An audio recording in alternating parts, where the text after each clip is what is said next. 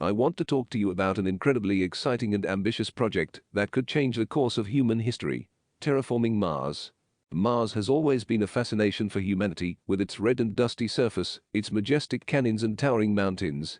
And yet, for all its beauty, Mars is not a hospitable place for human life. Its atmosphere is too thin to breathe, its surface is too cold to support life as we know it, and it lacks many of the essential elements that we need to survive.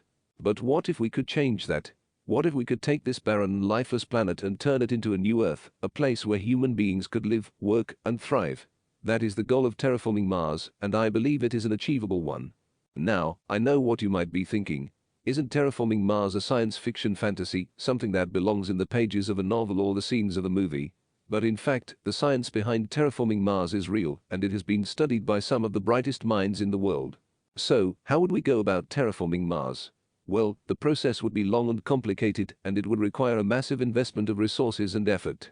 But here are some of the key steps that we would need to take.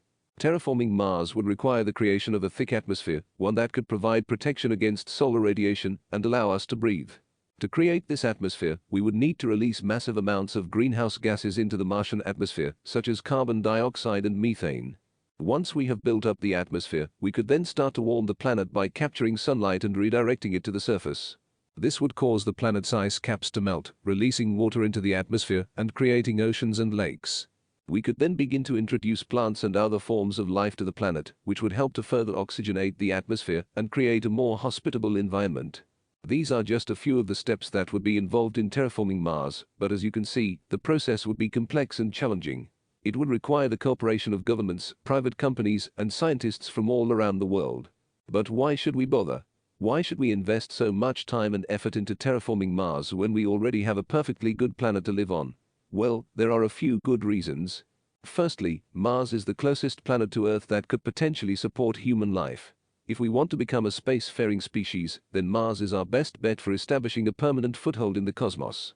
Secondly, terraforming Mars could provide a new source of resources and raw materials for humanity, such as water, metals, and minerals.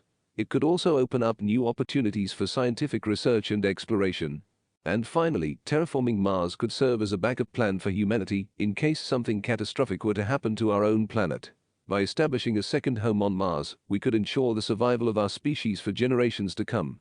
In conclusion, terraforming Mars is an ambitious, exciting, and incredibly challenging project, but one that I believe is worth pursuing. It would require the best of human ingenuity, cooperation, and collaboration, but the rewards could be truly incredible. Who knows what kind of new world we could create on the Red Planet? The possibilities are truly endless.